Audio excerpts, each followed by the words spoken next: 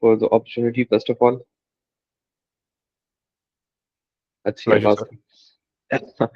अच्छा सर, मैं briefly introduce करवा देता हूँ sir. I am Fahad Adnan. I was batch 2003. I did my bachelor's of business administration from Pakistan. Then I went to Australia for my master's degree. Did my master's in international relations. Came back to Pakistan out of sheer love with my country. उसके बाद I started working professionally in IT company, was a multinational company working in different countries. I was primarily HR person. So I started off my career in HR, moved on to teaching in public and private universities. Then I joined social sector in human resource management, and afterwards I started working in international education sector. My first employer was Hadef Coven University, based in Perth, Australia. And after working 1 year for them, looking after Pakistan and Sri Lanka, I moved on to Murdoch University. Uh, I know I've been introduced as Associate Regional Manager, but I got promoted yesterday, so it's Regional Manager now. I work as Regional Manager for Murdoch University. It's been 6 years with them. I look after, I started off with Pakistan, Bhutan, and Southeast Asia, then moved on to Pakistan, Bhutan, and Africa. My current territories are Pakistan, Middle East, and Europe. So I do have extensive experience in student recruitment. It's not only student recruitment that I look after. It's research collaborations as well. So if any fellow Sadiqian is interested in pursuing research degree or split PhD or anything which I can facilitate with, I'll be more than happy to help. So this is pretty much my introduction. Over to you, sir. So thank you very much, and congratulations, first of all, for the promotion. Your neighbor, Nawab Azam Zana Khan Saab, and I will be visiting you, inshallah, soon. और आप ज़हनी तौर पे तैयार रहिएगा उसके लिए sir जी। और Sure, और sir. Most इंशाल्लाह ताला, I hope के as the previous session जिस तरह गया, Malik साहब, you're very very experienced, and after speaking to you, I remember a couple of months back when we spoke the first time. I think out of all the Sadiqians that I had spoken to, in getting them together into a single platform, you were one of the only few individuals who, mashallah, stood out, who were very focused in their conversation, very clear in their mind, and clear in how you delivered the message to the recipient. So, मैं I'm really hoping कि इंशाल्लाह ताला ये जो बच्चे इस call में हैं, जो अभी briefly अपने आप को introduce करेंगे, they will really be able to benefit from the knowledge that you have, and things that you can help and advise them on, inshallah ta'ala. So I think let's start with Akbar Sahab. Please go ahead. आप already इस field में आप maybe आप introduce कर लें, फिर उसके बाद मरियम, मुबशरा, अपना क्या कहते हैं, माहीन और डॉक्टर उस्मा जो हैं वो अपने आप को इंट्रोड्यूस कर लें। और ये प्लीज फिक्र ना कीजिएगा कि अगर आप में से कोई भी नॉन सादिकीन भी है इस कॉल के अंदर, so it's not a problem. As long as somebody benefits from it, that's what our focus and our attention will be on. So please, Akbar Sahab, please go ahead and introduce yourself. Sure, sir. Assalamu alaikum. My name is Akbar, and I am an old Sadiqian from the batch of 2009. I completed my O levels and then intermediate from Sadiq. Then I moved to Lahore for further education. I did my bachelor's and then master's in political science. After that, I joined an education consultancy firm with the name of ABN Education and worked there for around 2 months. And then I moved to HR Consultants, which is a renowned education consultancy firm. They have like many offices in Pakistan as well. Worked there for around 1.5 years. Then, due to some circumstances, I had to move back to Bahawalpur, and I started my own business.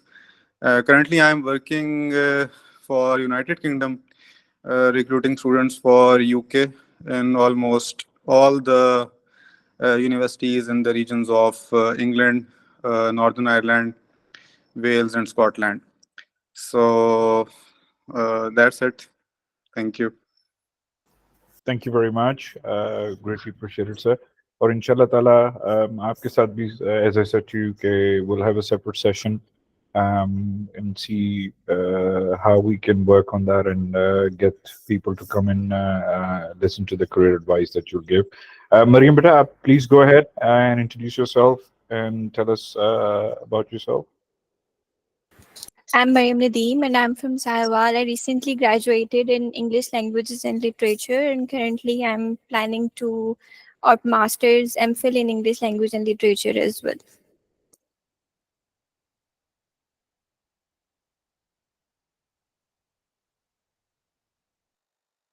Thank you very much, Beta. Mubashir Beta, आप बताएं, please.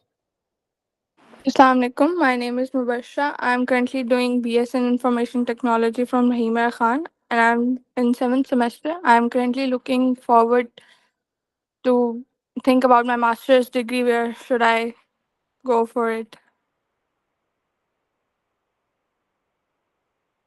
Few sessions is next week maybe कुछ sessions हैं उसके बाद भी है when you just start to listen to a few sessions फिर आहिस्ता आहिस्ता आप वहाँ से अपना वो पिक कर सकोगे choices के ऊपर कि आप कहाँ जाना चाहते हो क्या करना चाहते हो किस specific field में आप वो चीज करना चाहते हो Yes, okay inshallah, I will join all of them. Inshallah. इंशाल्लाह इंशाल्लाह माहीन बेटा आप बताएं अपने बारे में प्लीज Assalamu alaikum everyone. वालेकुम सलाम I'm Maheen Nadeem and recently I have completed my bachelor's in English language and literature, and I'm also going to pursue my master's from university in Islamabad, and additionally I'm Mariam's sister. अच्छा चलो माशाल्लाह very good. It's good to have family on the call. Azam, please go ahead and introduce yourself, please.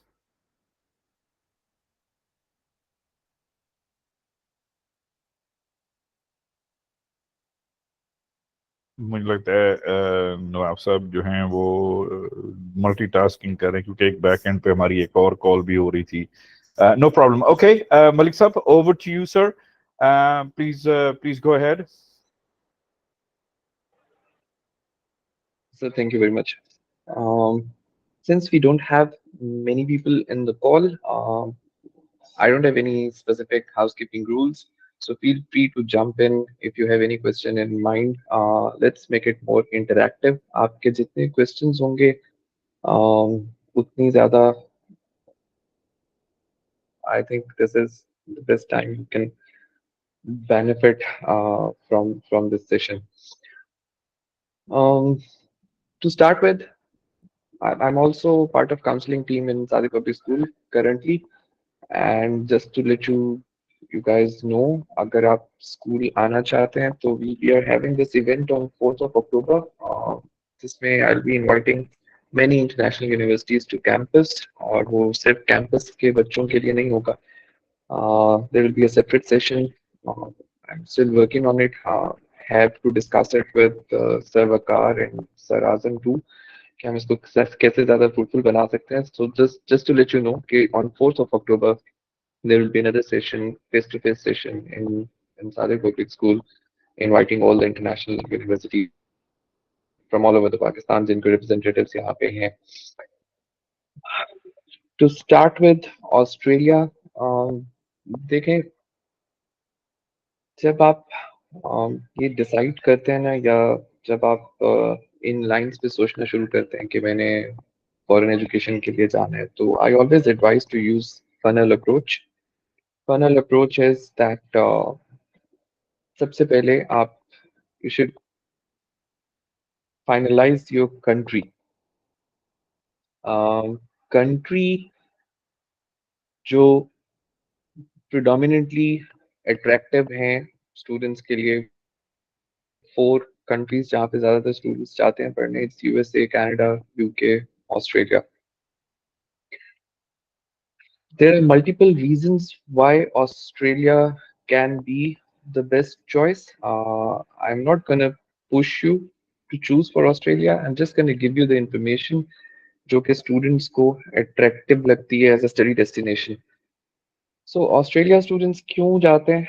First of all, जो पहला question होता है students के mind में वो वीजा सक्सेस रेशो का होता है because being Pakistani passport holder ये हमारे लिए एक चैलेंज होता है कि हमने वीजा सिक्योर करना है या नहीं करना because there are a lot of things involved इस decision में. It's your time, it's your parents' expectations, it's money, so everything is involved. So this is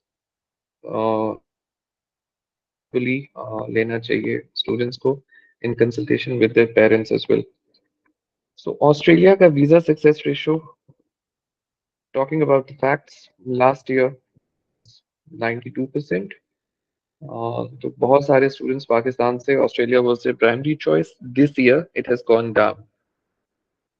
At the moment, it's somewhat around 59%, which is quite surprising because Australia में student visa का historically speaking कभी भी इतना मसला नहीं हुआ जितना current year में है और उसका sole reason is um, it's election year next year in Australia. तो जो governments हैं, different parties हैं, they've got their own agendas regarding immigration policy and student visas को लेके. I won't go into those details because these will become irrelevant. But just to let you know कि जब आप decide कर रहे हो ये facts आपके जहन में हो ताकि आप जिस भी consultant या agent या किसी को आप अगर visit कर रहे हैं तो he can't play around with you.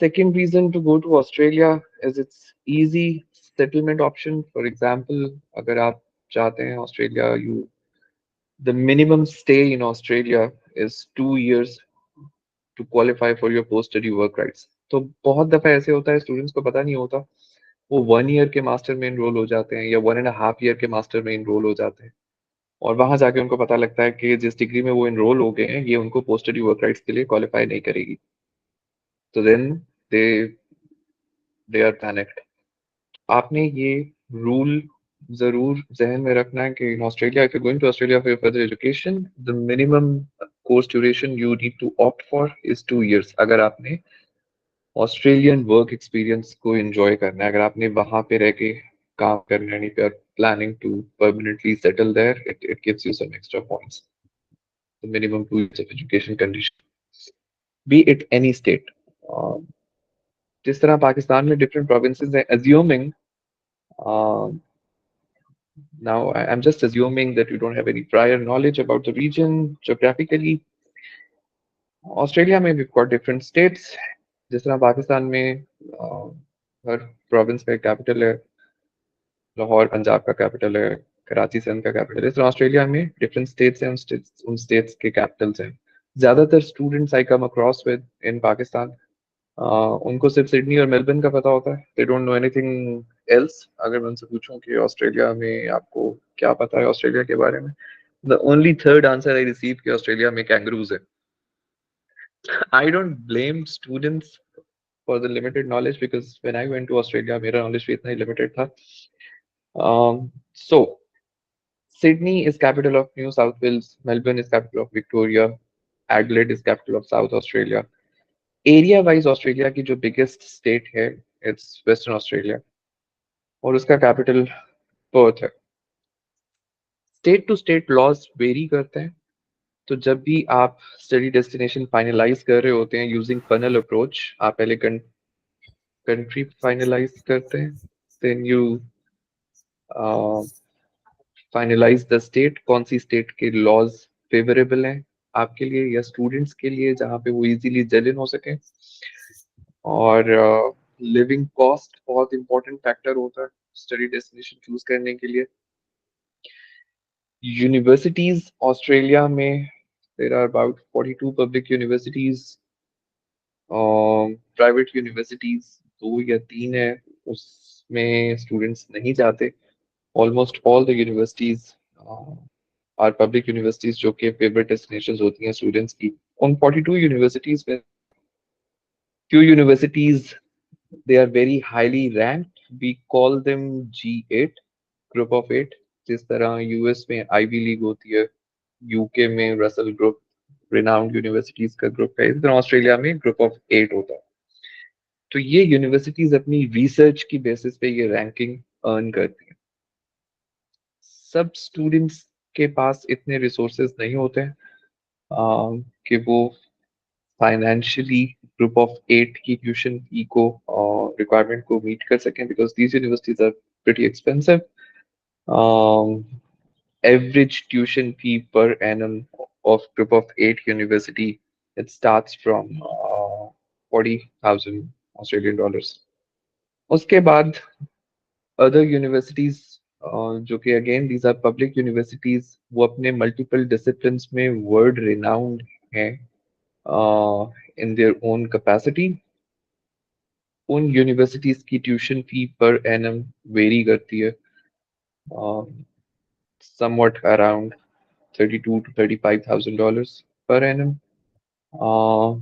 Scholarships को अगर मैं touch करूं तो the best you can go for is Australian Award, जो कि government based scholarship है.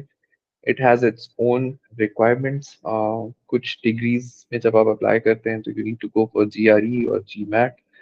But अगर आप Australian Award के लिए apply नहीं कर रहे तो यूनिवर्सिटी की अपनी जो scholarships होती हैं वो partial scholarships होती हैं.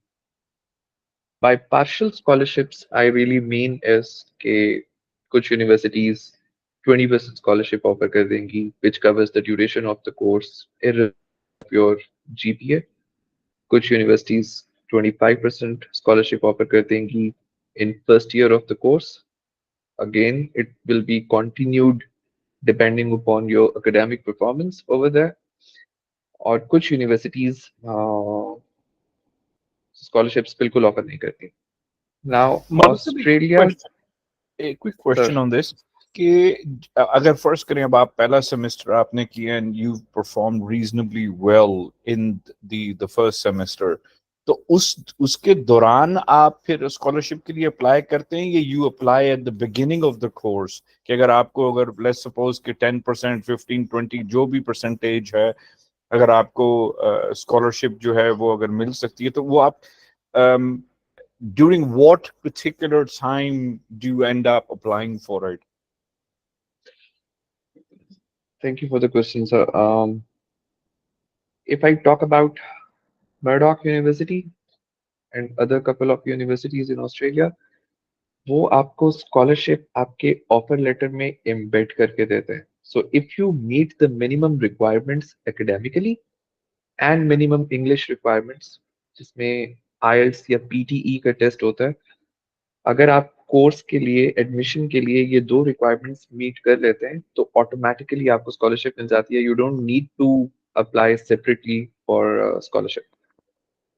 कुछ यूनिवर्सिटीज ऐसी हैं जहां पे यही वाली स्कॉलरशिप आपको ऑटोमेटिकली मिलती है फॉर 1 ईयर. 1 ईयर के बाद दे विल सी कि minimum GPA requirement, for instance if they set it to 3 कि अगर आपने 3 से नीचे जीपीए लिया तो स्कॉलरशिप डिसकंटिन्यू हो जाएगी. अगर आप 3 से ऊपर रहते हैं तो वो स्कॉलरशिप कंटिन्यूड रहती है. There is no separate application process for these sort of scholarships. ये वो स्कॉलरशिप्स हैं जो कि यूनिवर्सिटी की ऑफरिंग्स हैं. इन अदर वर्ड्स आप इनको फी डिस्काउंट्स कह लें to attract students from different regions across the globe. On the other hand अगर आप फुल स्कॉलरशिप्स की तरफ जाते हैं तो Australian universities are not renowned for full scholarships or 50% scholarships. Reason being, international education is Australia's third biggest source of revenue. They are welfare state. अगर आप Aussie national हैं तो जो tuition fee आपको 30,000 35,000 per annum मिल रही है वो Aussie national को या permanent resident को $5,000 या $6,000 per annum मिलेगी. वो भी अगर उसके पास नहीं है तो government would pay. And then they deduct certain amount when student starts earning, जो कि government का study loan जिसको हम कहते हैं या financial aid government की तरफ से. International students से वो लोग they earn a lot and they earn to the extent it has become like almost $49 billion per annum industry for Australia. And this is true for all the countries. It's not just Australia. UK में भी more or less उनकी जो economy है, correct me if I am wrong सर्वकार, वहाँ पे भी international students का जो इनपुट है इकोनॉमिक कंट्रीब्यूशन में वो बहुत ज़्यादा है. दैट इज द रीजन के ये यूनिवर्सिटीज पार्शियल स्कॉलरशिप्स देती हैं कि स्टूडेंट्स को इनिशियली उन पे फाइनेंशियल बर्डन कम हो, and then if they perform well तो वो कंटिन्यूड रहती है. I hope it answers. It does, and I concur with you, and I'm pretty sure कि अकबर साहब भी इस चीज़ के ऊपर, क्योंकि वो भी आपकी ही तरह से आपकी फील्ड में और एक स्पेसिफिक रीजन पे फोकस करें कि दैट इज, अब मेरी क्योंकि अपनी बेटियां पढ़ रही हैं तो it's pretty much the same as you mentioned. ये इकोनॉमिकली अब इतना बड़ा रेवेन्यू स्पिनर उनके लिए हो गया हुआ है कि they tend to try and make as much money as they possibly can from international students, because it's just the way good business is. Obviously, sir. One thing to keep in mind is कि एक typical question होता है student का कि sir हम चले जाएंगे Australia तो हम अपनी फीस निकाल लेंगे. Now this is very common question among all students के सर हम एक सेमेस्टर की फी पर पे करके चले जाते हैं, हम उधर अपनी ट्यूशन फी निकाल लेंगे. I don't know what agents or consultants would tell you, but let me give you a straightforward answer. Okay. You do the maths. अगर मैं आपको मिनिमम वेज रेट बताऊं ऑस्ट्रेलिया में, on average it's $25 per hour. You are allowed to work as per your student visa requirement. You are allowed to work 24 hours per week during your classes. Now, once you are on your semester breaks, you can work full time. But apart from semester breaks, work limitation is 24 hours per week. I won't and I can't go beyond legal requirements, इसलिए हम legalities के अंदर रह के बात करते हैं. So if you are working 24 hours, utilizing your full working hours, आप per week इतने पैसे कमा लेते हैं कि you can easily manage your living and support your next semester's tuition fee with a small chunk. अगर आप ये सोचते हैं कि आप पहला सेमेस्टर वहां पे कंप्लीट करके उसी सेमेस्टर में सेकेंड सेमेस्टर की पूरी ट्यूशन फी खुद कमा के निकाल लेंगे, तो it's technically logically not possible. You need some funds from your parents. पे आके स्टूडेंट्स फ्रस्ट्रेशन का शिकार हो जाते हैं बिकॉज कैलकुलेशंस सुनी सुनाई बातों पे उठती हैं, और काउंसलर्स जो होते हैं वो उनके अपने टारगेट्स होते हैं, वो आपको डिफरेंट एग्जांपल्स देंगे कि जी फलाना फाहद नामी लड़का है वो इतने पैसे कमा रहा है और उसने ये कर लिया और उसने घर भी पैसे भेज दिए और इतने डॉलर. इन बातों में प्लीज मत आइएगा. एक्सपेक्टेशंस को रियलिस्टिक रखिएगा. अगर आप ये डिसीजन ले रहे हैं आपको थॉरो होमवर्क करना चाहिए. So it's first semester tuition fee plus you need to tell your parents या जो भी आपके फाइनेंशियल स्पॉन्सर हैं, आपके स्पाउस, भाई बहन. ऑस्ट्रेलिया में फाइनेंशियल स्पॉन्सर स्टूडेंट का इंडिविजुअल ब्लड रिलेटिव हो सकता है, इमीडिएट ब्लड रिलेटिव हो सकता है. So immediate blood relative is brother, sister, mother, father. In few cases grandparents भी सपोर्ट कर सकते हैं. तो आप एक्सपेक्टेशंस रियलिस्टिक रखिएगा कि it's first semester tuition fee plus after 6 months you will be requiring additional funds for your second semester's tuition fee. Yes, after that I haven't come across a single student in my career जिसने घर से पैसे मंगवाए हो. तो you can sponsor your education by yourself, लेकिन आपको 1 year की financial capacity आपके पास होनी चाहिए. And this too is required by government of Australia as well. When you are applying to an Australian university, आपको प्रूव करना होता है कि you have funds in your account for at least 1 year, which cover your tuition fee plus your living cost. Makes Australia sense. में sir Australia Makes में living cost जो है as defined by the government, because living cost वो individually different countries के लिए नहीं निकाल सकते, वो क्रॉस द ग्लोब एक ही लिविंग कॉस्ट होती है। It's 29,000 Australian dollars per annum. तो 29,000 Australian dollars per annum is the living cost. Tuition fee after 20 or 25% scholarship comes down to 27 to 28,000 dollars a year. um, $2,500 आपको air fare show, and this is your total financial capacity जो आपने bank statement में show करनी होती है while you apply for your visa. अच्छा मलिक साहब, जो आपकी लिविंग कॉस्ट है उसके अंदर आपकी जो लोकल ट्रांसपोर्टेशन और ये वो, इसके अंदर ये तो बहुत सारे लोग, मैंने अभी रिसेंटली मेरे कोई जानने वाले हैं, उन्होंने बिल्कुल भी कैलकुलेट नहीं किया, तो उन्होंने जहाँ पे अपने बच्चे को घर लेके दिया या फ्लैट कि उन्होंने रेंट पे वो जगह ली, the journey to journey cost was basically coming up to be, I think, around $400 to $500 roughly a month. तो ये एक बड़ा सिग्निफिकेंट पोर्शन है जो बहुत से लोग भूल जाते हैं कि आपको living cost plus other basic expenses जो हैं उसके अंदर आपकी ट्रांसपोर्ट की जो, depending on how far away you live from the university, या आपकी जो वर्क प्लेसमेंट है या आपने जो जॉब ढूंढी हुई है, उसके लिए जो आपको कॉस्ट और चीजें चाहिए वो बहुत सारे लोग भूल भी जाते हैं। सर बिल्कुल ऐसे होता है। अगर मैं आपको एग्जांपल दूं तो I mentioned in my earlier discussion कि लिविंग कॉस्ट्स की calculation state to state, city to city vary करती है। Sydney at the moment is most expensive in terms of living costs. Uh, as per last year's stats, it was 13th most expensive city in the world. तो बहुत ज़्यादा महंगा हो गया। Melbourne comes second.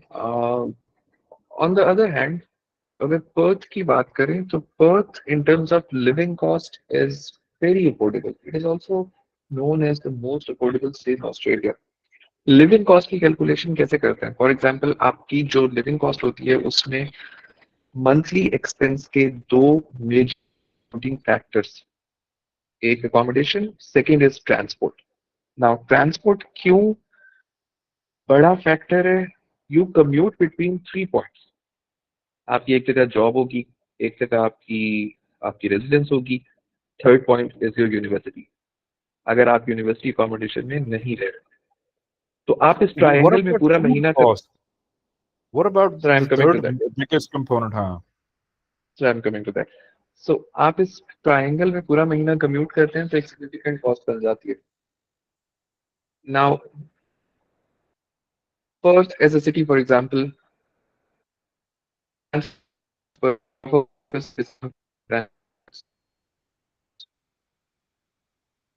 Significantly low हो जाती है।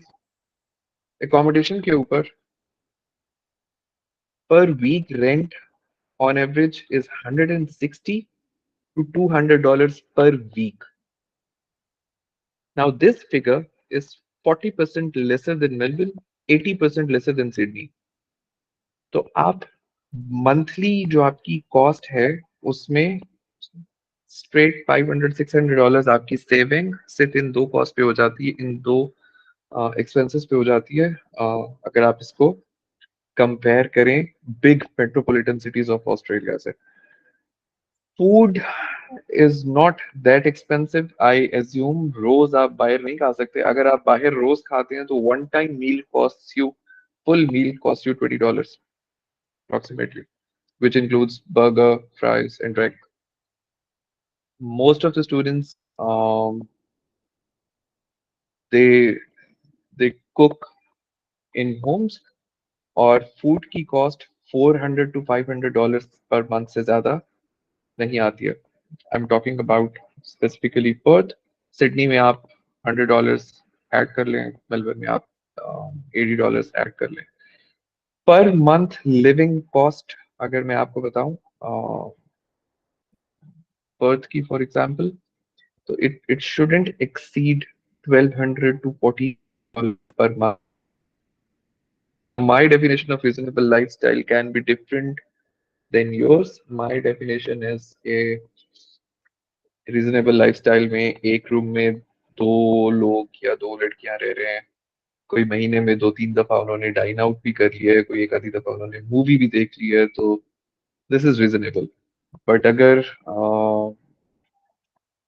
आपकी डेफिनेशन इज डिफरेंट, तो then it's not reasonable. Example आपको दे देता हूँ.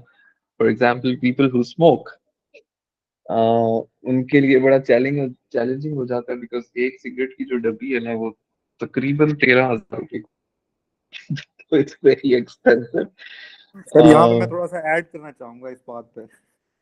सर सर जो पाकिस्तानी स्टूडेंट्स वहाँ जाते हैं ना, वो खुला टोबैको लेते हैं और वो रोलिंग पेपर लेते हैं और उससे वो फिर बनाते हैं, बड़ी सस्ती पड़ती है.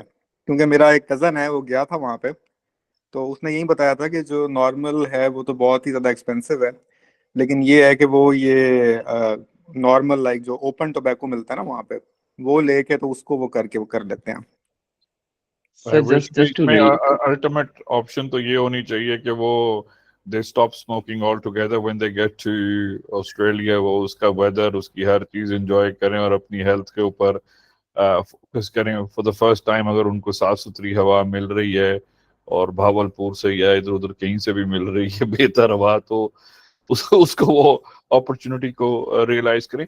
मलिक साहब, एक और एक बहुत बड़ा फैक्टर जो अभी मैं पिछले 8-10 दिनों के अंदर जो बहुत सारे बच्चों से बात करने में जो समझ आई है, पर्टिकुलरली आपने एक सेंटेंस कहा कि आप लोग, बहुत सारे लोग जो हैं वो साल का कोर्स जाके ज्वाइन कर लेते हैं, and then during the first few weeks they begin to realize this is not what they were really hoping for.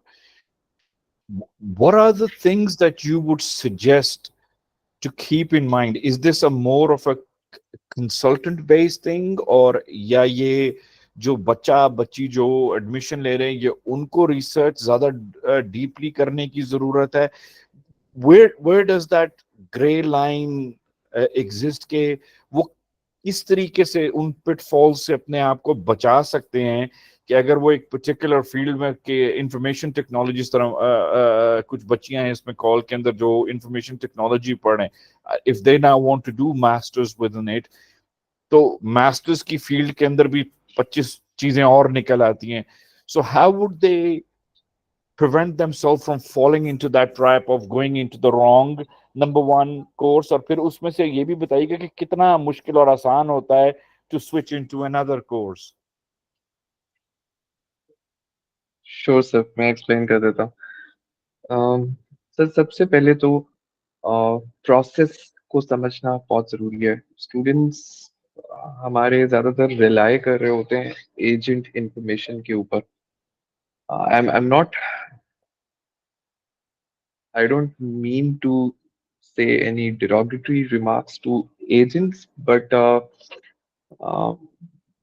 most of the times ये देखा गया है कि सेल्फ इंटरेस्ट प्रिवेल्स, क्योंकि उनके काउंसलर्स के अपने टारगेट्स होते हैं और वो उन टारगेट्स को मीट करने के लिए स्टूडेंट्स को यूनिवर्सिटी और कोर्स चूज करवा देता है.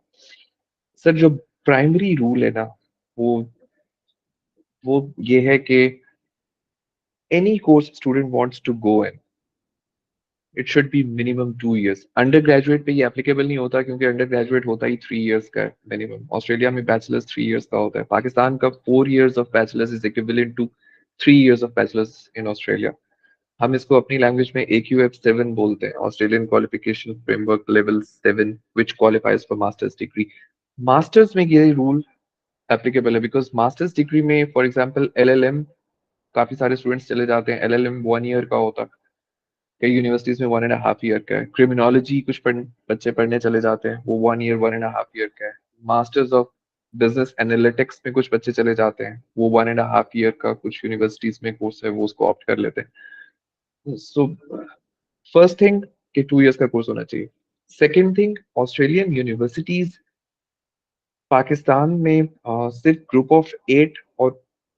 कुछ यूनिवर्सिटीज, मैक्सिमम भी अगर मैं कहूँ तो 10 यूनिवर्सिटीज इन ऑस्ट्रेलिया होंगी जो कि डायरेक्ट स्टूडेंट रिक्रूटमेंट करती है। डायरेक्ट स्टूडेंट रिक्रूटमेंट का मतलब क्या है कि आप यहाँ से एप्लीकेशन फिल करेंगे उनकी वेबसाइट पे, वो आपको ऑफर लेटर जनरेट कर देंगे। मेजॉरिटी ऑफ द यूनिवर्सिटीज वो डायरेक्ट रिक्रूटमेंट नहीं करती। They need to have trusted partners on ground here onshore and कि वो स्टूडेंट्स को, हम लेमन लैंग्वेज में एजेंट कहते हैं, तो स्टूडेंट्स को एजेंट्स के जाना। क्वेश्चंस इंपॉर्टेंट जो पूछने वाले हैं स्टूडेंट्स, आपके तीन पूछने चाहिए। फर्स्ट क्वेश्चन आप उनसे पूछें जी कोर्स की ड्यूरेशन क्या है। सेकंड क्वेश्चन, इस कोर्स के अंदर स्पेशलाइजेशंस की ऑप्शंस क्या है। आपने इंफॉर्मेशन टेक्नोलॉजी का जिक्र किया, मास्टर्स के अंदर 3 कोर्सेज जो हैं वो बहुत ज़्यादा पॉपुलर हैं, जो ऑलमोस्ट हर यूनिवर्सिटी ऑफर करती है। Masters in information technology with specialisation in data science, with specialization in cyber security and internet working, with specialization in IT management या business analytics. तो ये 3 specializations सारी यूनिवर्सिटीज ऑफर करती हैं because there is skill shortage in this sector. अभी भी there are around 40,000 plus jobs vacant only in Perth जो IT relevant jobs है। तो specializations don't let other people choose a specialization for you. Instead, आपने अपने area of interest के हिसाब से स्पेशलाइजेशन चूज करनी है। दे डोंट माइंड कि आपने बैचलर्स इन कंप्यूटर साइंस किया हुआ है किसी भी डोमेन में, तो आपको स्पेशलाइजेशन चूज करने में यू आर इंडिपेंडेंट, आप कोई भी स्पेशलाइजेशन ले सकते हैं। आई कैन सी एंड मैं मलिक साहब ये पूछने लगा था, और बल्कि ये मरियम के लिए और मुबशरा के लिए पर्टिकुलरली, क्योंकि उन्होंने एक पिछली कॉल भी अभी वो गिलानी साहब वाली अटेंड की है, तो आपको मरियम, आपको और मुबशरा दोनों को, आपको एक कॉमन थीम नजर आई होगी एनालिटिक्स के ऊपर, स्पेसिफिकली डेटा साइंसेस, इसके ऊपर बातचीत हुई है कि उस कॉल में भी तकरीबन इन्हीं की चीज़ों के ऊपर बात हो रही थी कि ये बहुत बड़े स्किल गैप्स हैं एट द मोमेंट। तो अगर आप मलिक साहब की बात सुने तो आपको रेजोनेट करेंगी वो चीज़ें कि प्रीटी मच जो चीज़ें मलिक साहब बता रहे हैं रफली वही चीज़ें आपने दूसरी कॉल में सुनी है कि जो where there are skill shortages within the marketplace, so to say. So please beta keep that in mind. अच्छा मलिक साहब, वो जो particular मेरा question था, and that is something that we've been asked again and again by different parents who are Sadkins and their children and maybe non-Sadkins, लेकिन उनके बच्चे बाहर पढ़ रहे हैं कि जी अब वो पहुंच तो गए वहां पे, अब वो कोर्स भी शुरू करिए, लेकिन सर वो कोर्स के अंदर वो नहीं, अब वो स्विच करना बड़ा मुश्किल है क्योंकि वो जो एग्रीमेंट या कोई चीज आपने यूनिवर्सिटी के साथ साइन की उस कोर्स का, it doesn't allow you to switch into another course till you basically finish the that particular course. क्या ये चीज सही है ऑस्ट्रेलिया के लिए? यूके के कुछ यूनिवर्सिटीज के लिए तो मुझे पता है कि है, लेकिन क्या ये ऑस्ट्रेलिया के अंदर भी एप्लीकेबल है कि आपको वो इतने आराम से कोर्स फिर स्विच नहीं करने देते? सर अगर आप सेमेस्टर में फॉर एग्जांपल, ये ग्लोबल के लिए आप एनरोल हो गए, you are yet to start और कमेंस योर क्लासेस, आपने 2 वीक्स की क्लासेस 3 वीक्स की क्लासेस ले ली है, now the census date is past, और अब आप कहते हैं कि this is not what I want to study, मैं तो दूसरा कोर्स पढ़ना चाहता था। अगर आप उस कोर्स की within the university minimum academic requirement meet कर रहे हैं, यू कैन स्विच। अगर 6 मंथ्स गुजर जाते हैं, आपने एक सेमेस्टर पढ़ लिया और आपने सेमेस्टर पढ़ने के बाद आपने कहा कि अब मैं दूसरा कोर्स पढ़ना चाहता हूँ, then it's slightly difficult. Reason is आपको जिस कोर्स की ड्यूरेशन का सीओई मिलता है ना, confirmation of enrolment, for example MBA 2 years में आप चले गए, 2 इयर्स का आपको उन्होंने सीओई दे दिया, आपने उसका वीजा अप्लाई किया, आपको 2 इयर्स का वीजा मिल गया। 6 मंथ्स आपने वो कर लिया, अब आप कह रहे हैं मैं दूसरा कोर्स पढ़ूंगा जिसकी ड्यूरेशन 2 इयर्स है, तो आपका वीजा जो वैलिड है वो 2 इयर्स के लिए। सेकंड कोर्स के लिए आपको सीओई एक्सटेंशन चाहिए और दोबारा आपको वीजा अप्लाई करना पड़ेगा। तो ये मुश्किल काम है। इसमें यूनिवर्सिटी रिलक्टेंट होती है क्योंकि आप यूनिवर्सिटी को एक थॉरो स्टेटमेंट ऑफ पर्पस दे के जाते हैं कि मैंने वेल रिसर्च हूँ अपने कोर्स के बारे में, ये मेरी फ्यूचर प्लान्स है, ये मेरी एम्बिशंस हैं, और सेम मैसेज आप वीजा ऑफिसर को भी दे रहे हैं, and then you get your visa. तो उसके बाद आप जाके अगर इसको चेंज करें, हमारे यहाँ स्टूडेंट्स को मसला इस कोर्स की वजह से, आई एम सॉरी, नहीं आता। कोर्स चेंज की वजह से मसला ये आता है, फॉर एग्जाम्पल आप यूनिवर्सिटी में एडमिशन लेके आप चले गए, आपने अपनी पढ़ाई शुरू की, ऑन शोर आपने देखा वहां पे आप किसी से इंटरेक्ट करेंगे, कुछ बच्चों से, कुछ ऑन शोर एजेंट्स भी आपको मिलेंगे वहां पे, वो आपको एक मैसेज देंगे कि आप क्यों $13,000 यूनिवर्सिटी की फी पे कर रहे हैं, जबकि $5,000 की ट्यूशन फी पे आप एक कॉलेज में मूव हो सकते हैं।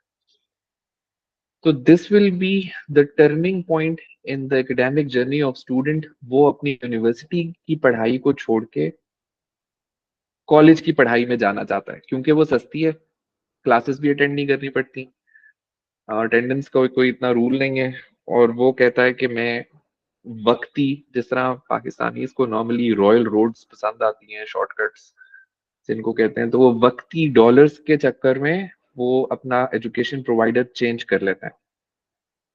ये किसी भी बच्चे की एकेडमिक जर्नी में डिजास्ट्रस हो सकता है, क्योंकि आपको कॉलेज की पढ़ाई में वो एक्सपोजर, आपकी रेज्यूमे में वो एकेडमिक एडिशन होती नहीं है जो आपको क्वालिफाई करे जॉब हंट के लिए। या अगर आपने ऑस्ट्रेलिया में अगर तो सारी उम्र उबर और इस किस्म की चीजें करनी है, it's a different story. But अगर आप एजुकेशन फोकस्ड हैं, देन आप अपनी रिसर्च थॉरो करें। ये हो सकता है कि जो लॉ है वो ये कहता है कि 6 मंथ्स के बाद आप अपनी प्राइमरी एजुकेशन प्रोवाइडर से रिलीज लेटर की रिक्वेस्ट कर सकते हैं। फॉर एग्जाम्पल, आपने एक सेमेस्टर पढ़ लिया, आप यूनिवर्सिटी चेंज करना चाहते हैं, कोर्स चेंज करना चाहते हैं, तो आप रिलीज लेटर यूनिवर्सिटी को रिक्वेस्ट करते हैं। अगर आपके सर्कमस्टेंसेस जेन्युइन है, अगर यूनिवर्सिटी वो कोर्स ऑफर नहीं कर रही और दूसरी यूनिवर्सिटी वो कोर्स ऑफर कर रही है, और वो यूनिवर्सिटी है, वो कॉलेज नहीं है, तो यूनिवर्सिटी आपको इजीली रिलीज दे सकता है। मैं खुद रिलीज लेटर्स अप्रूव और डिसअप्रूव करता हूँ based upon compassionate and compelling circumstances of students. तो ये इस तरह के केसेस आते हैं। 1 साल के बाद आपको रिलीज की भी जरूरत नहीं पड़ती, आप वैसे ही यूनिवर्सिटी चेंज कर सकते हैं। लेकिन उसमें फिर आपके वीजा में प्रॉब्लम आएगा जब आपका फर्स्ट जो ड्यूरेशन का वीजा है 2 इयर्स का, वो जब एक्सपायर हो जाएगा और आप आगे पढ़ना चाहेंगे, तो देन प्रॉब्लम आएगा आपकी प्रोफाइल में, क्योंकि देन ऑन शोर आप अप्लाई करेंगे फॉर योर नेक्स्ट वीजा, तो वीजा ऑफिसर ये सोचेगा कि आपने पहला कोर्स जो क्लेम्स करके आप आए थे वो आपने कंप्लीट नहीं किया और अब आप दूसरे कोर्स में एनरोल होंगे। ठीक। अच्छा मलिक साहब, एक और चीज मुझे कॉमनली 2-3 दफा पूछी गई है, and specifically this was towards Canada and Australia. When you have somebody, let's for argument's sake, Wakar Yaqub has decided he wants to now study in Murdoch University, and he started a course, and he's allowed 24 hours to work basically in the entire week.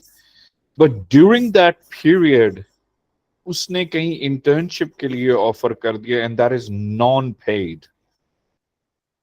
So would those Sir. 24 hours be counted towards that non-paid internship as well, or या वो दोनों separately consider की जाती हैं?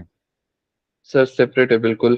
24 hours जो work है वो non paid internships पे एप्लीकेबल नहीं है। 24 आवर्स आप लीगली काम करते हैं तो आपका एक टीएफएन जनरेट होता है जिसका रिकॉर्ड होता है गवर्नमेंट के पास कि आप 24 आवर्स यूटिलाइज कर रहे हैं। उसके अलावा if you do online work, for example मेरी आईटी से रेलिवेंट बहनें हैं इस कॉल पे, if you are doing freelancing, if you are doing Amazon और whatever, जो भी आप ऑनलाइन इनकम जनरेट कर रहे हैं अपनी, उस पे भी वो 24 आवर्स एप्लीकेबल नहीं है, they are separate.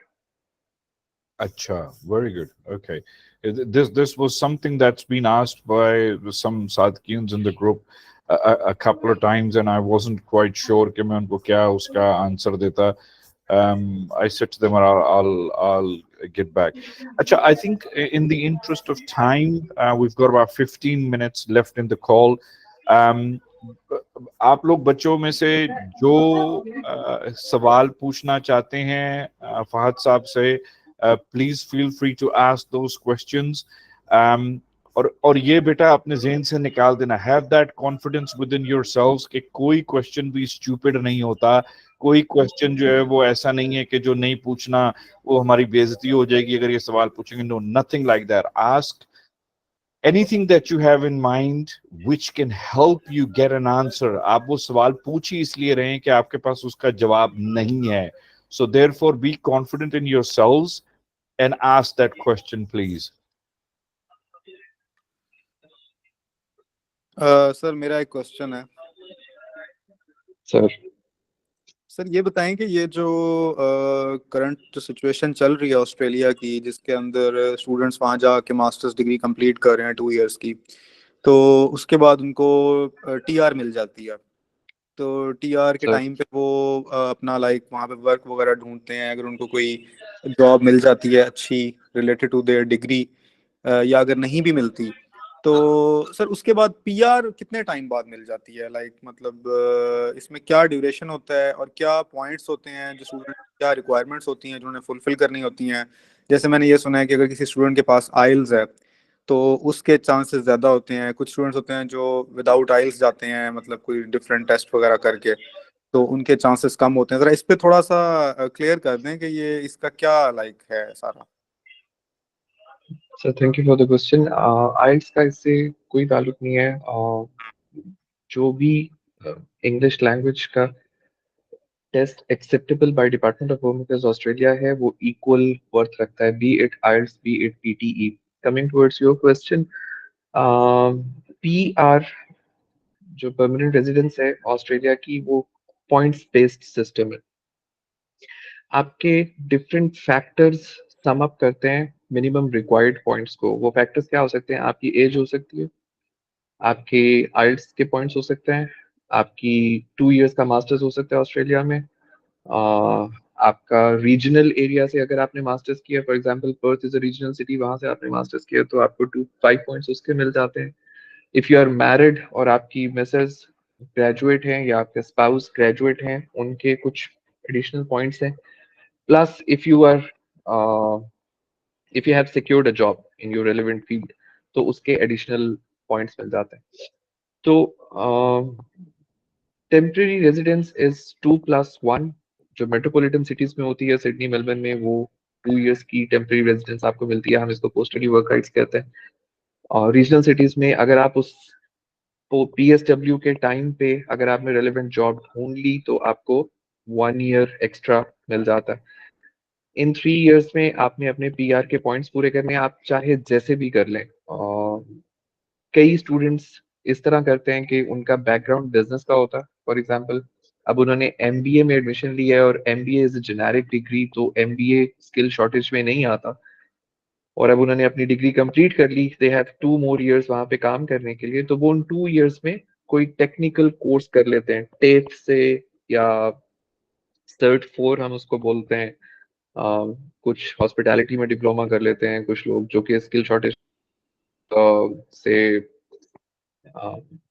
Civil construction auto cat के अंदर 1 साल का डिप्लोमा कर देते हैं, जो उनको क्वालिफाई कर देता है पीआर के लिए। तो there are different things students can do, but ये सारी ऑप्शंस ओपन तब होती हैं जब आप अपनी एजुकेशन कंप्लीट करते हैं। जब आप जिस मकसद के लिए आप गए हैं आप उसको कंप्लीट करते हैं, then the doors are open. फिर इतना मसला नहीं होता परमानेंट रेजिडेंस के लिए क्वालिफाई करने में। ठीक हो गया सर। अच्छा सर, एक और क्वेश्चन है कि नॉर्मली स्टूडेंट्स जो पाकिस्तान से जाते हैं मास्टर्स करने, तो उनका यहाँ से 4 इयर्स बैचलर्स होता है। लेकिन कुछ स्टूडेंट्स ऐसे होते हैं जिन्होंने 2+2 डिग्री की होती है, लाइक बीए किया होता है या बीएससी की होती है। उसके बाद उन्होंने 2 इयर्स का लाइक कुछ और किया होता है, 2+2 डिग्री होती है। तो उनके लिए उनका लाइक मिनिमम कितनी परसेंटेज रिक्वायर्ड होती है और क्या वो जा सकते हैं मास्टर्स में? और इसके बारे में ज़रा बताएं थोड़ा सा कि ये भी क्या उनके लिए पॉसिबिलिटी होती है या रिक्वायरमेंट होती है कि 4 years bachelors is a must? Sir Australia में यूनिवर्सिटीज मास्टर्स की जो रिक्वायरमेंट है ना वो AQF7 इक्विवेलेंट डिग्री है। AQF7 is 4 years of Pakistani education. ये जो आप जिस क्लासिफिकेशन की बात कर रहे हैं ना, ये हर यूनिवर्सिटी का इंडिविजुअल GS फ्रेमवर्क होता है, genuine student framework. For example, अगर मैं पाकिस्तान से रिक्रूट कर रहा हूँ तो मैं 2+2 को रिक्रूट नहीं करूंगा, because I have seen in the past based upon trend analysis कि ये बच्चे जिन्होंने 2 साल का BSc 2 साल का MSc किया होता है, ये बच्चे अपने कोर्स कंप्लीट नहीं करते हैं, या ये बच्चे जाके रिलीज अप्लाई कर देते हैं यूनिवर्सिटी से, या इनकी primary motivation is not education. और फिर ये जो 2+2 के केसेस होते हैं, मोस्टली ये बच्चे फाइनेंशियल रिक्वायरमेंट को मीट करने में बहुत स्ट्रगल करते हैं। फॉर एग्जांपल, आपको 9 मिलियन 9.5 मिलियन की बैंक स्टेटमेंट चाहिए, तो इन बच्चों के लिए थोड़ा सा मुश्किल होता है उस बैंक स्टेटमेंट को मेंटेन करना ताकि वो वीजा की रिक्वायरमेंट मीट कर सके। हैविंग कुछ यूनिवर्सिटीज हैं जो कि एक्सेप्ट कर लेती हैं। For example, university of Sydney probably would accept these students, क्योंकि वो AQF7 की रिक्वायरमेंट को मीट कर रहे हैं। तो ये इंडिविजुअल रिक्वायरमेंट्स का डिफरेंस है, यूनी टू यूनी। वैसे ये कोई स्टैंडर्ड रिक्वायरमेंट नहीं है कि ऑस्ट्रेलिया की ये रिक्वायरमेंट है, ये यूनिवर्सिटी टू यूनिवर्सिटी वेरी करता है। ठीक हो गया सर, थैंक यू। बच्चों, आप में से anybody wants to ask any questions, please go ahead. Luisa, please go ahead. अस्सलाम वालेकुम सर। वालेकुम सलाम। वालेकुम सलाम। सर एक क्वेश्चन था, apart from Murdoch as well, जैसे आपने देखा है for past several months Malaysia sorry Australia के वीजास का थोड़ा इशू चल रहा था, दे वर फेसिंग जी क्वाइट अ लॉट रिजेक्शंस, ठीक है। तो जी देयर जी are many offshore campuses as well like in Dubai and in Malaysia of many Australian universities. तो जी क्वेश्चन ये था कि वहां से बहुत सारे पाथवेज हैं टूवर्ड्स ऑस्ट्रेलिया, ठीक है। जी जी। तो is the quality of education same in both the offshore campus of that university as well as the onshore campus of the university? Great question जी। देखिए, जब भी कोई यूनिवर्सिटी अपना ऑफशोर कैंपस कोई बनाती है, हम इसको TNE कहते हैं, ट्रांस नेशनल एजुकेशन। उस कैंपस में सेम करिकुलम पढ़ाया जाता है जो कि मेन कैंपस का करिकुलम होता है। Without the approval of the main campus वो कोर्सेज खुद से डिजाइन ही नहीं कर सकते। अगर आप ये कहें कि आपको, क्योंकि ये जो कैंपसेस होते हैं ना बेटा, ये पर्पस बिल्ट कैंपसेस होते हैं, मतलब आपको प्रॉपर यूनिवर्सिटी की फील नहीं आएगी। दुबई कैंपस, अगर मर्डॉक का दुबई कैंपस है तो वो 3 फ्लोर्स के ऊपर एक कैंपस बना हुआ है, वर्टिकल बिल्डिंग। तो अगर आप उस पॉइंट ऑफ व्यू से पूछ रहे हैं कि यूनिवर्सिटी की फील आती है, तो वो वैसे नहीं है। ये कॉलेज की प्रॉब्ली आपको फील आएगी, but curriculum, quality of teachers, quality of education will be the same. Yes sir, मेरा क्वेश्चन ये था कि quality of education in terms of proper education, not like माहौल वगैरह and all that, but education की काफी जगह मैंने सुना था कि यार ऑफशोर कैंपसेस जो कैंपस बनते हैं वो मेनली उस एरिया को कैटर करने के लिए बनते हैं। तो आई हैड अ डाउट कि कहीं ना कहीं क्वालिटी ऑफ एजुकेशन वहां पे कॉम्प्रोमाइज ना हो रही हो। तो दैट वाज नहीं माय नहीं, क्वेश्चन, राइट? ऐसे बिल्कुल थैंक नहीं यू। है। सेम करिकुलम होता है और वो approved by the main university होता है। इनफैक्ट आपकी असेसमेंट से मेन यूनिवर्सिटी में कई दफा जारी होती है। एक चीज आपने जरूर ध्यान में रखनी है इसमें कि अगर आप TNE को चूज कर रहे हैं तो TNE में सारे कोर्सेज पढ़ाए नहीं जाते। फॉर एग्जाम्पल, आपने मर्डॉक का ही नाम लिया, तो Murdoch university more than 200 courses offer करती है इन इट्स मेन कैंपस, लेकिन TNE कैंपस में probably it's only 15 to 20 courses, सारे जी जी, कोर्सेज ऑफर नहीं वो होते। रिसर्च की थी, वो चीज की रिसर्च की थी मैंने। मैं जस्ट सिर्फ ग्रेट। ये क्वेश्चन था कि अराउंड ये क्वालिटी ऑफ एजुकेशन कॉम्प्रोमाइज होती है नहीं। दूसरी चीज एक और कि काफी लोग कहते हैं कि यहाँ से पाथवे लेके टूवर्ड्स ऑस्ट्रेलिया ट्रांसफर कराना is hard in the same university जिसमें आप यहाँ पे पढ़ रहे हैं ऑफशोर कैंपस में, वहां से ट्रांसफर करवाना to the onshore campus is hard. Is this true और not? It depends upon your nationality. मतलब ट्रांसफर यूनिवर्सिटी आपको 100% क्रेडिट ट्रांसफर देगी। अगर आपने दुबई में एक सेमेस्टर पढ़ा, आप उसको एक सेमेस्टर में 4 कोर्सेज पढ़े, 4 कोर्सेज की एग्जेम्पशन चाहते हैं, आपको यूनिवर्सिटी का मेन कैंपस 4 कोर्सेज की एग्जेम्पशन देगा। तो यूनिवर्सिटी को टीएनई ट्रांसफर में बिल्कुल कोई मसला नहीं है, but university can't comment on visa outcome. For example, एक इंडिया का बच्चा दुबई कैंपस में पढ़ रहा है, अब दुबई से उसने वीजा अप्लाई करना है, बट उसका passport is still Indian, he is expat in Dubai. तो उसकी जो जीटी असेसमेंट या जीएस असेसमेंट है, जो फाइनेंशियल रिक्वायरमेंट है, वो वही रहेगी अगर वो इंडिया से पढ़ के भी अप्लाई करता तो visa outcome can not be guaranteed bye university, but 100% credit hours transfer आप एक सेमेस्टर के बाद भी ट्रांसफर ले सकते हैं। It's smooth as silk, it's very easy, उसमें कोई मसला नहीं होता। सही सही। मेरा मेरा ये क्वेश्चन था कि क्योंकि काफी जगह मैंने देखा था कि दे से कि यार एक सर्टेन रिक्वायरमेंट है यूनिवर्सिटी की, अगर वो नहीं होती तो they can not transfer you, like second third semester के बाद आप ट्रांसफर ले सकते हैं, मतलब साल के बाद, उससे पहले नहीं। तो नहीं, वो क्वेश्चन था ऐसी मेरा। आई हाँ, थिंक ये ऐसी कोई बात नहीं। कोर्स भी वेरी करता होगा मलिक साहब। सर कोर्स मैं आपको का प्रोसेस पढ़ा दुबई से, आपको ट्रांसक्रिप्ट मिल गई, ट्रांसक्रिप्ट मेन कैंपस के एकेडमिक चेयर को भेजी, उसने उसको क्रॉस मैच किया अपने फ्लो ऑफ कोर्सेज को जो मेन कैंपस में पढ़ाए जा रहे हैं, वो चारों के चारों कोर्सेज उस करिकुलम में है, उसने चारों के चारों एग्जाम्प्ट कर दिए, यू गेट द ट्रांसफर। तो उसमें कोई मसला नहीं है, ये बहुत इजी होता है टीएनई ट्रांसफर लेना। तो एक लास्ट क्वेश्चन, उसके बाद आई लैंड, कि जैसे आप अगर डिग्री लेते हैं तो उस पर लिखा होता है कि अगर आप ट्रांसफर ले रहे हैं तो आपको दोनों तरफ से पार्चमेंट्स मिलती हैं, फ्रॉम द दुबई कैंपस और Malaysia campus as well, and from the Australia campus as well. ऐसा ही है एक चीज। और दूसरी चीज ये कि अगर आप ऑस्ट्रेलिया, आपके पास सर्टिफिकेट दूसरा वाला है कि you are getting your degree from Dubai और Malaysia as well as Australia, तो उससे कोई एक्रेडिशन के अंदर कमी आती है? नहीं जी, एक्रेडिटेशन के अंदर बिल्कुल कमी नहीं आती है, क्योंकि मुल्क में है तो एक्रेडिटेशन उसकी लेनी पड़ती है। फॉर एग्जांपल दुबई कैंपस के लिए KSTA की आपको लोकल एक्रेडिटेशन जो दुबई का है वो आपको लेनी पड़ेगी।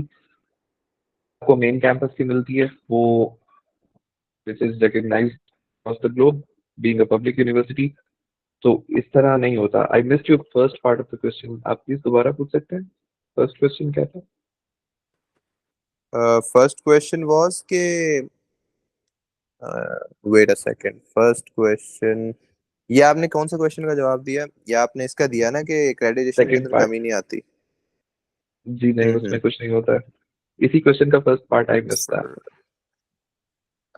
First part was the first part? चलें आप बाद में पूछ सकते हैं। कोई सचिन, मसला आप सादकियन हैं? नहीं, मैं एक्स सादकियन का नेफ्यू हूँ। आप वो अपना जीशान और अपना उसामा वगैरह के रिलेटिव हैं? महफूज बाजवा का अच्छा नेफ्यू हूँ। अच्छा अच्छा, कराची। ठीक ठीक ठीक, हाँ सर जी, बाजवा के। अच्छा अच्छा, वेरी हाँ गुड जी। Very good very good. ठीक है ठीक है ठीक है। I think what you can do is through Mahfouz Saab, if there is something that you're still unsure about, आप वो क्या कहते हैं, you can send a voice note and I can forward that voice note to Malik Saab later on as well। अगर आपको कोई specific चीज जहन में जो है वो रह जाती है तो you're most welcome to ask that। Alright sir, no issues. इससे पहले वाले सेशन की रिकॉर्डिंग भी हुई है, इफ वो ग्रुप पे अभी मैंने शेयर हो? चेक नहीं की है कि वो उसमें कितने परसेंट कामयाब हुए या नहीं हुए, but certainly this one I hope के we will be successful in doing so. अच्छा, अब ठीक सिर्फ 3-1 मिनट रह गए। ठीक है। हसन आपने कोई क्वेश्चन पूछना है, या मुबशरा आपने, महीन आप में से बेटा किसी ने पूछना है, या मरियम आपने, तो please go ahead, we've only got a few minutes left, so please make use of that.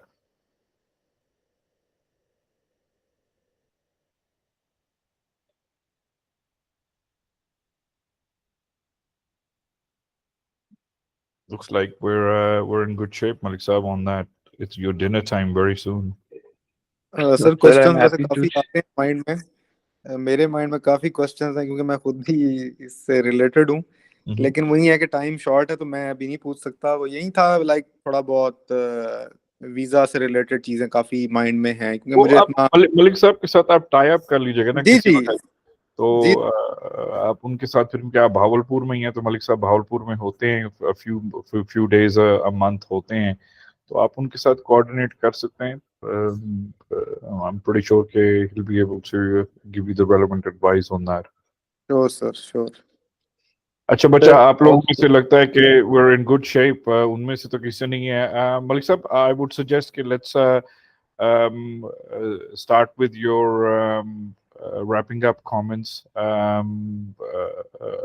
the call. Please go ahead. sure, sir.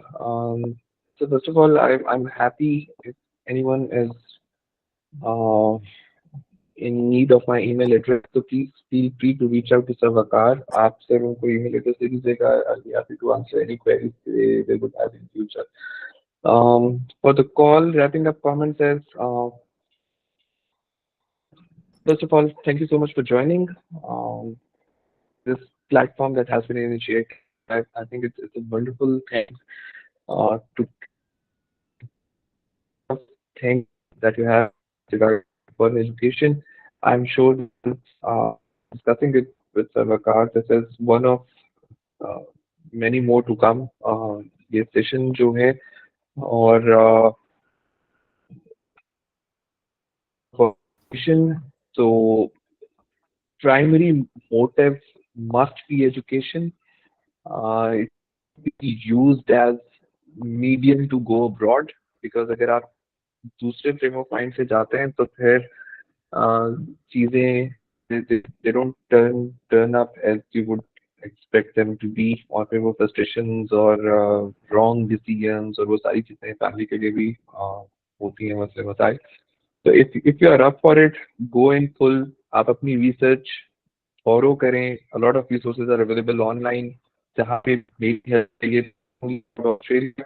if you are visiting any consultant in Pakistan, and I say any consultant, और आपने कहीं पे भी जाना है, US, Canada, I can so that they can't play around with you और वो आपको सही एडवाइस करें।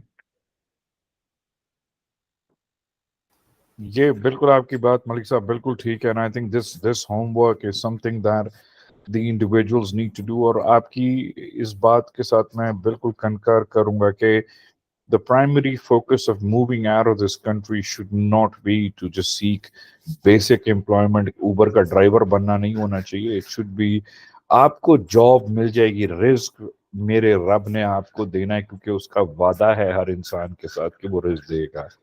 it is dependent on you as an individual कि आप उस रिस्क को किस तरीके से अपने लिए शेप करना चाहते हैं। one of the basic things is halal and haram।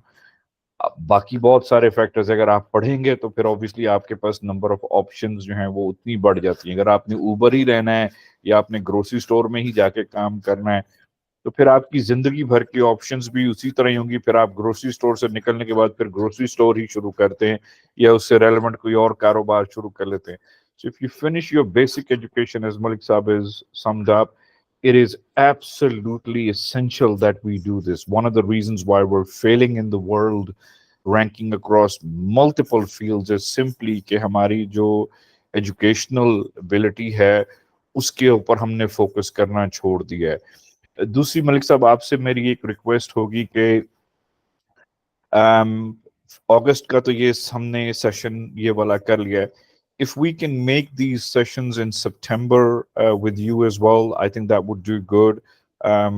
Same goes for Akbar Saab, depending on how the things that we talk about behind the scenes on the things that he'll be wanting to talk on, वो कैसे जाती हैं। So these are some of the things that I think we need to do on a regular basis.